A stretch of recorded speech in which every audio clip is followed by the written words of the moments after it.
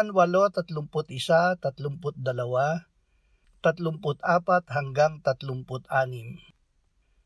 Pagkatapos ay sinabi ni Jesus sa mga Hudyong sumasampalataya sa Kanya, "Kung kayo'y mananatili sa aking salita, tunay ngang kayo'y mga alagad ko.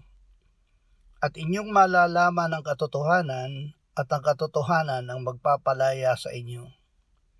Katotohanang sinasabi ko sa inyo, ang bawat nagkakasala ay alipin ng kasalanan. Ang alipin ay walang palagiang lugar sa sambahayan. Ang anak ay may lugar doon magpakailanman. Kaya't kung kayo'y palayain ng anak, kayo'y magiging tunay na malaya." Lubos na malaya.